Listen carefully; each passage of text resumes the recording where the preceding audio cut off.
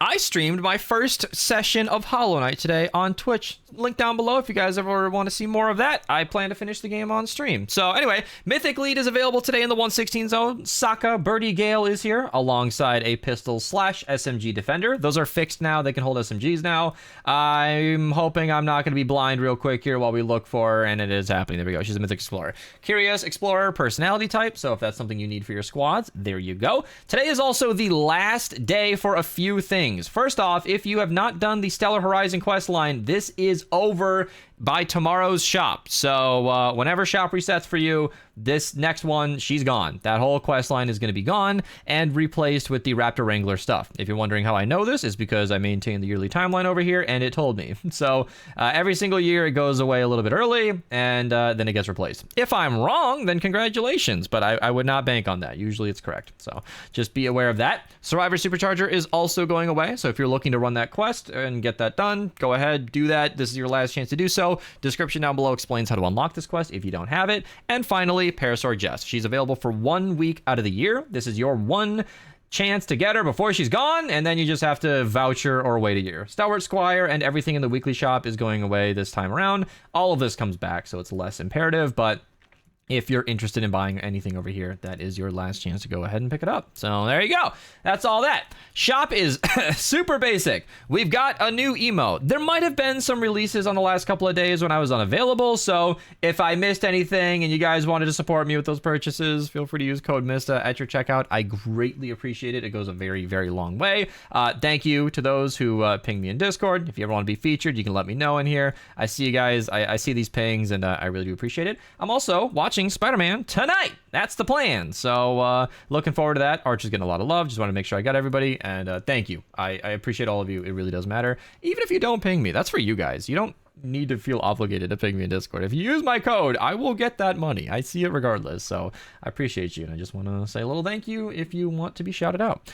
Let's get into the missions. Well, real quick, daily llamas are triple llamas. You might get something good in there. You might not. Comment down below. I think you can review defender perks before you purchase these. So this could be a chance to see, you know, what your options are. And they are X-ray, of course. So not a big deal. I have 0 notes for ventures. This is a weird day. You're going to see it in a second here as we go along. I'm not going to spoil it.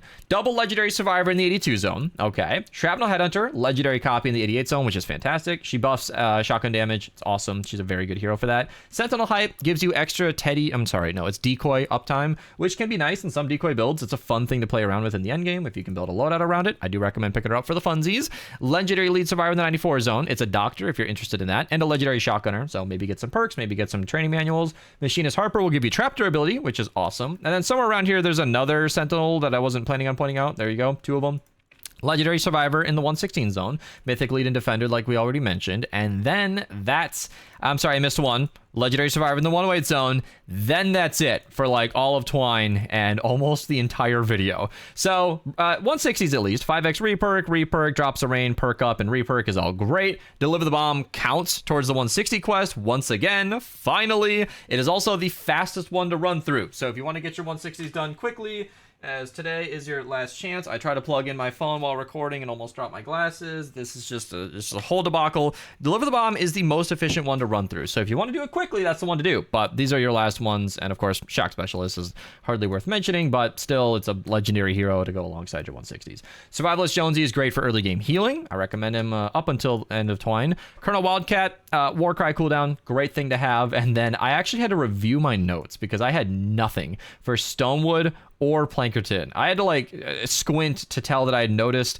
I missed Assassin Sarah. Great melee damage bonus at any rarity, and that was it. That's all the missions. I couldn't believe it. So we have a few reminders, things going away, but yeah, otherwise that's kind of the deal. Now, if you guys haven't seen it on the channel, I did cover the Pulse Exploder several times on the channel. I'm very happy with that weapon. That thing is awesome. I'm sorry, the Chaos Exploder.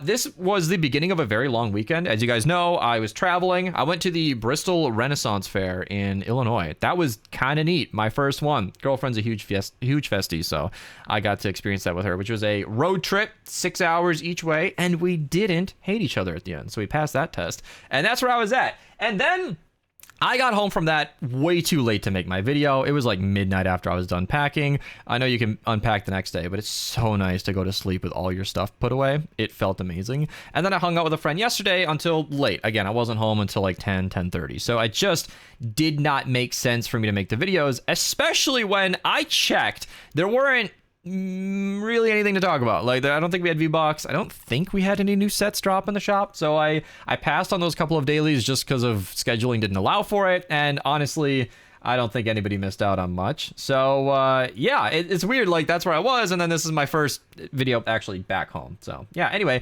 again, I mentioned this right away, but I played my very first session of Hollow Knight, and it's cool. I'm not like in love with it yet. You know, I'm nearly 4 hours in. It's a platformer, and I'm glad I'm streaming it because I don't mind a little bit of backseat gaming. This is one of those games where there are lots of little areas where you need an ability that you don't have yet, or it's a quest thing that you're just not there yet. And I am one of those people that will bang my head against a wall until I am certain that's the wrong place to go, and then I also get lost a little bit. So having those nudges from Stream Chat is really nice to keep the game moving for me, and I actually find that experience to be more enjoyable than it otherwise would be. So Hollow Knight, as widely revered as it is, as well revered as it is, has been a very fun game to play on camera. And mechanically, your boy, pretty good at the game. I'm digging it. I mean, I get my butt kicked by random enemies. I'm not perfectly done with all the controls yet, but not too much trouble on these bosses so far. I'm happy about that. So anyway, Twitch link down below if you guys want to be tuning in for that.